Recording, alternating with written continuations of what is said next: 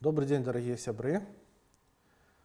Мы з вами працягваем рассказ пра розныя цікавыя эпізоды гісторыі Гродна. І сёння будзем працягваць нёманскую тэматыку. Калі мінулы раз я вам расказваў пра масты праз Нёман у нашым любімым горадзе Гродна, сёння я вам у агульных рысах раскажу аб тым, як людзі плавалі па Нёмане. На чым яны плавалі, дзеля чаго яны плавалі, кудою яны плавалі, таму што это насамрэч не такое простае пытанне, як можа падацца на першы погляд. Все гэтыя пытанні мы з вами закранем. Думаю, што некалькі частак. І першае і самае галоўнае. Нёман гэта, конечно, наш бацька. Нёман гэта рака, без якой немагчыма сабе ўявіць ні Гродна, ні всю нашу Гродзеншчыну, ні всю нашу заходнюю Беларусь. Нёман гэта рака, з которой для нас, можна сказаць, усё пачалося. І ў пераносным, і можна сказаць, што нават і ў літаральным сэнсе.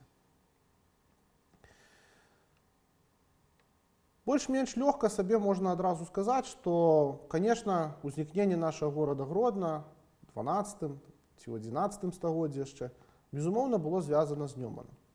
З жаданнем, з патрэбай пэўных людзей, славянаў канкрэтней, тых, которые прадстаўлялі, можна так сказаць, Кіеўскую Русь, кантраляваць гэтую нашу раку. Сёння дастаткова многа кажуць пра тое, што Нёман быў часткай шляху з варагу грэкі, або, напрыклад, часткай бурштынавага шляху. Можна сказаць, што навуковых, археалагічных доказаў, або доказаў з крыніц гэтаму на сённяшні момант няма.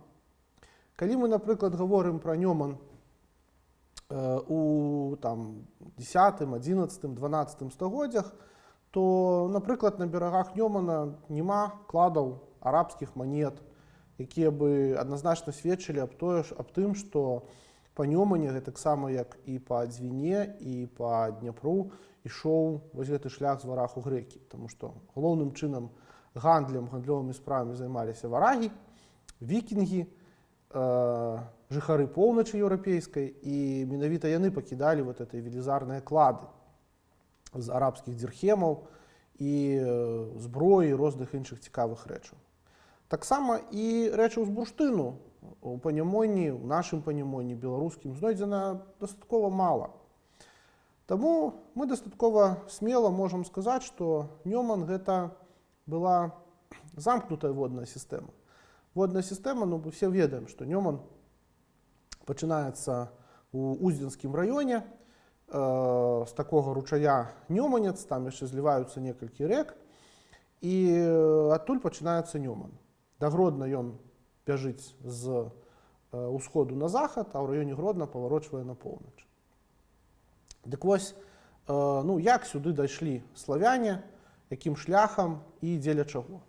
Першае, на што я вас прашу паглядзець, гэта знакамітая выява ладдзі, шахматнай фігуры, якая была знойдзена ў Гродні пры невядомых абставінах у 30-20-х гадах мінулага стагоддзя, і якая традыцыйна, кажуць, лічыцца такой мініяцюрай ладдзі насады. На такіх караблях славяне плавалі па Нёмане, і на такіх караблях славяне плавалі па рэках Кіеўскай Русі, і сюды яны таксама на такім караблі прыплылі.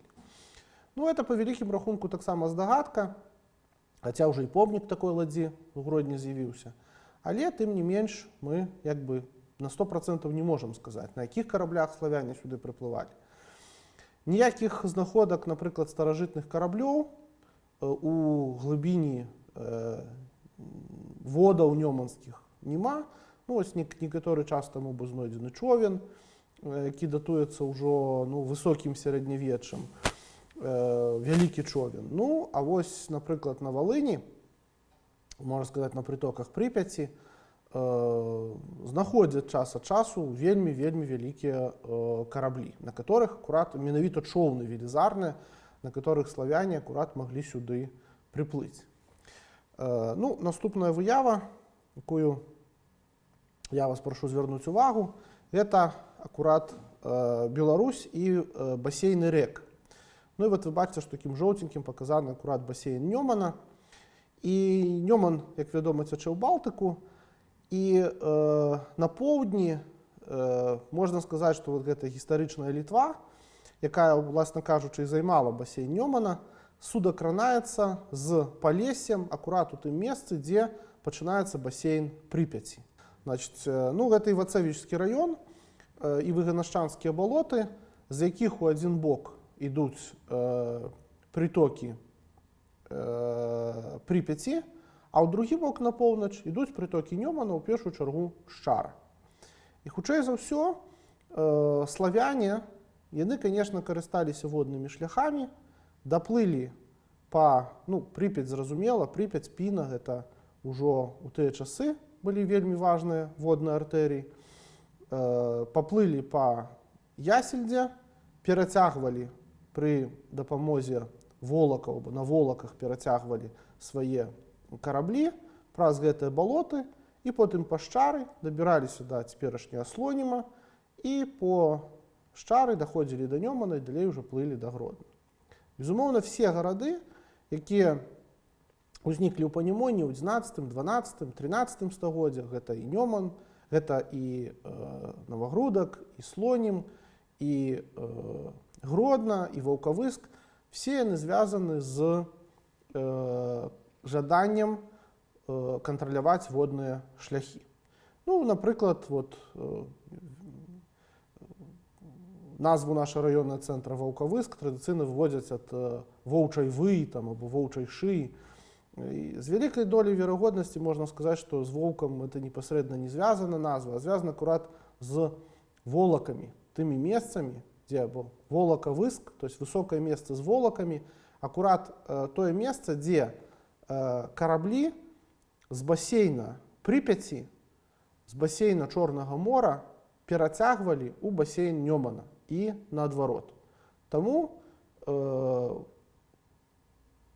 кантроль над Нёманам гэта была адна з такіх вельмі важных задач, і все першыя гарады Панімоння мелі задачу кантраляваць Нёман, яго прытокі і вот гэтыя волакі, которые былі магчымасцю трапіць у Нёман.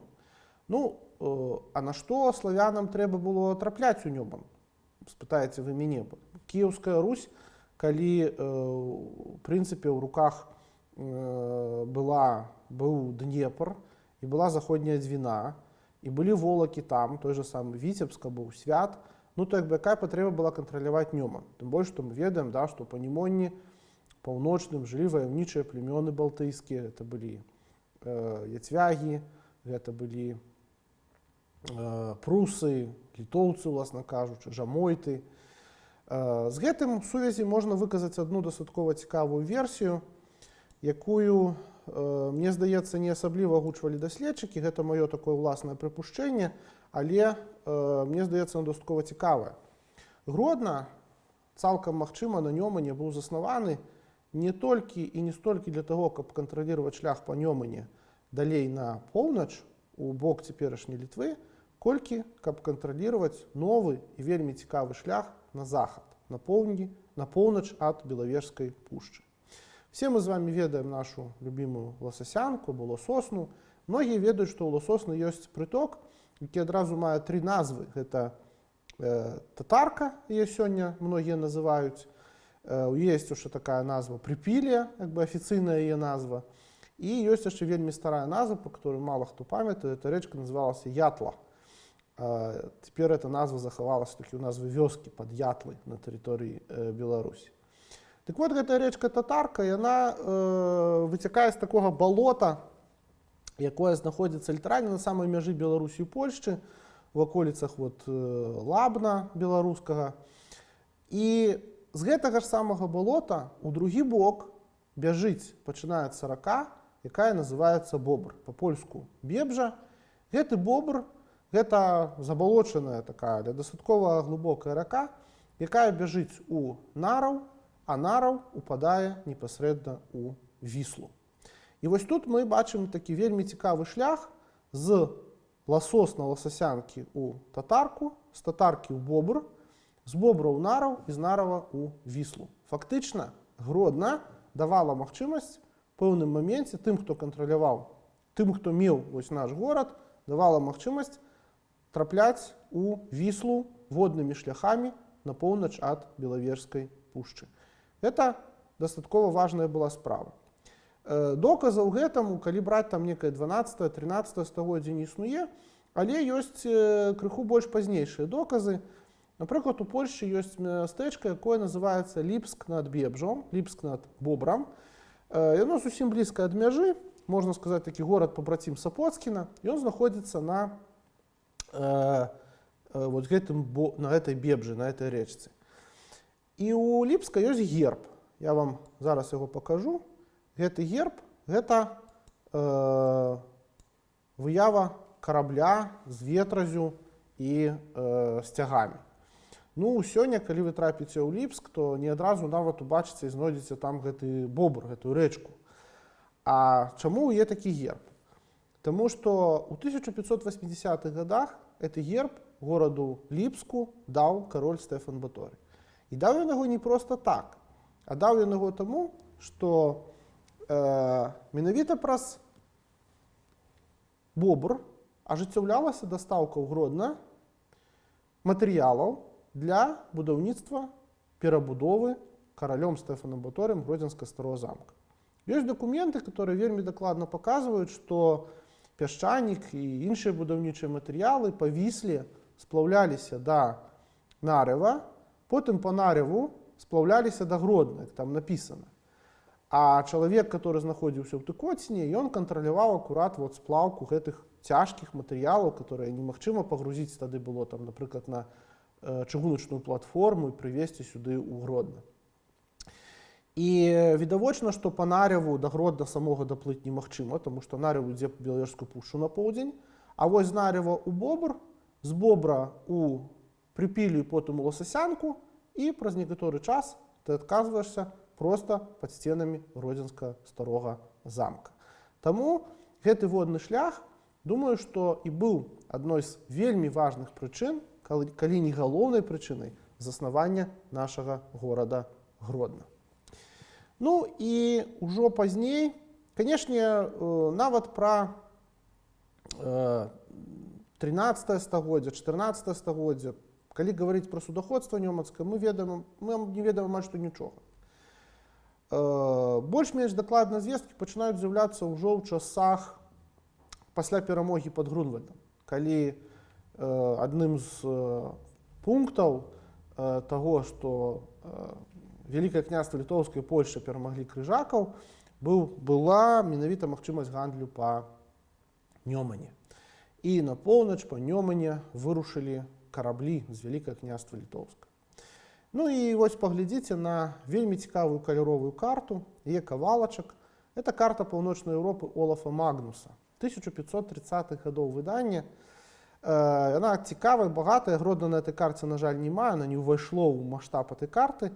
Але калі вы убачыце Вільну, то вот гэта Нёман плыве, і каля Нёмана вы бачыце выявы трох караблёў. Трох такіх суднаў.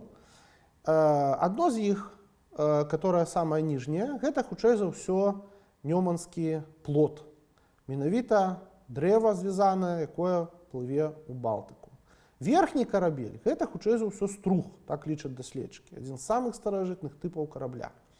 А вось паміж імі знаходзіцца выява самага вялікага і самага доўгатэрміновага тружаніка Нёмана, Нёманская тытаніка, як трапна сказаў даследчык гаспадаркі Беларусі, гісторыі гаспадаркі Беларусі Андрэй Кіштымаў, Віціны. І, канешне, першае, пра што трэба сказаць, это, канешне, пра Віціны. Ну, Віціна – это адзін з самых цікавых гродзенскіх караблёў, нёманскіх караблёў. Это карабль, который існаваў толькі на Нёмане, нідзе больш.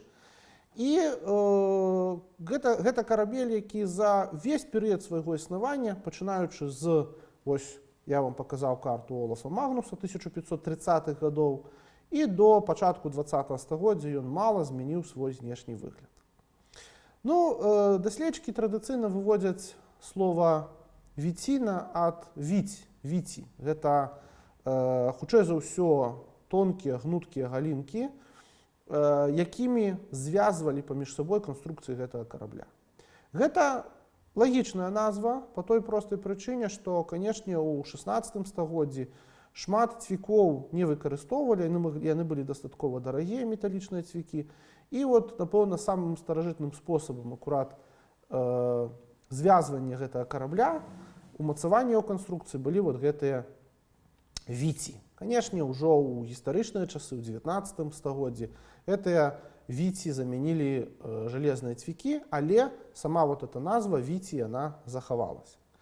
Віціна — это быў вялікі пласкадонны карабель з адной мачтай, які у максімальным сваім памеры мог мець да 50 метраў шырыні і грузапад'ёмнасць да 200 тонн. Паглядзіце, калі ласка, на гэты здымак. Гэта адзін з самых прыгожых здымкаў нёманскай віціны. Паглядзіце, гэта віціна, якая плыве пад каложай, гэта дзе-то 1880-е гады. І калі вы прыгледзіцеся, вы ўбачыце, наколькі велізарных памераў быў гэты карабель. Вот тыя маленькія фігуркі, которые стаяць на гэтым караблі, гэта флісакі, можна сказаць, матросы, так іх называлі. А ззаду велізарнае такое стырно чалавек трымае, такое бервяно, бо ў віціны ніколі не было рулявога механізма, было менавіта вот такое стырно, пры дапамозе якога кіравалі гэтым караблём, велізарных памераў ветразь і маленькія такія лодачкі, чайкі, нёманскія чайкі, якіх называлі, якія там некую дадатковую службу выконвалі. Захаваліся інвентары выгляду віціны, апісанне, з чаго рабілі віціну і ў 19 стагоддзі, і ў 17 стагоддзі. І вельмі цікава тое, што за весь час свайго існавання гэты карабель, нёманская віціна, мала змяніла свой знешні выгляд. Вось бліжэй можаце разгледзець фотаздымак 1861 года. Гэта такія віціны каля берага Нёмана, яны на зімовым адпачынку. І можаце прыгледзецца. Бачыце, у карабля была палуба, была такая рубка. Это не рубка, это такая пакой, дзе жыў кіраўнік гэтага карабля. І вялікая такая прастора грузавая менавіта, якая накрывалася, калі карабель плыў, якая накрывалася або дрэвам, або дошкамі, або карой, або, напрыклад, нейкімі рагожамі, каб надта моцна не намакаў тавар. Які ж быў тавар, які плаваў па віцінах, на віцінах сплываў па Нёмане? Канешне, гэта ў першую чаргу было збожжа, таму што у часы, пачынаючы 16 стагоддзя, у Еўропе дастаткова імкліва развіваецца капіталізм, а на нашых землях ўжо падымаецца кошт на сельскагаспадарчую прадукцыю, шмат срэбра завозіцца з Паўднёвай Амерыкі. І, канешне, ўжо ёсць магчымасць з нашых земляў вывозіць зерне, вывозіць збожжа і яго прадаваць. І вывозілі гэта збожжа галоўным чынам на такіх вось віцінах. Як гэта выглядала? На берагах Нёмана, пачынаючы ад стоўбцаў, ад шчорсаў пачынаючы ад яшчэ больш далёка ад свержання мясцовасцяў, пачынаючы з восені, з канца лета, стаялі велізарныя такія свіраны, куды звозілася збожжа. Звозілі яго як памешчыкі, храптовічы, радзівілы, магнаты, так і перакупшчыкі, яўрэі, которые валодалі вот гэтымі свірнамі. Збожжа ляжала там зіму, а весной па высокай вадзе, это сёння Нёман такі, цяжка адрозніць лета ад зімы, таму што дажджу няма, але ў тыя часы па высокай вадзе, ў красавіку, калі была самая высокая вада, наладаваная збожжам да 50 тонн гэтыя віціны ішлі ў бок Караляўца, у бок Прусіі. Апрача збожжа, канешне, сплаўлялі яшчэ мясцовую іншую прадукцыю. Гэта спірт, гарэлку, гэта сала, гэта розную прадукцыю лясной прамысловасці, кшталту поташу, там, іншых рэчаў, дзёгцю. Вось, пакуль Еўропа яшчэ сваю прамысловасць адпаведна не развіла ў гэтым сэнсе. Але, канешне, галоўным таварам было, безумоўна, збожжа. Гэтыя віціны ішлі аж у Каралявец. Вось паглядзіце таксама на такую віціну нёманскую. Захаваліся дастаткова дакладнае апісанне гэтых віцін.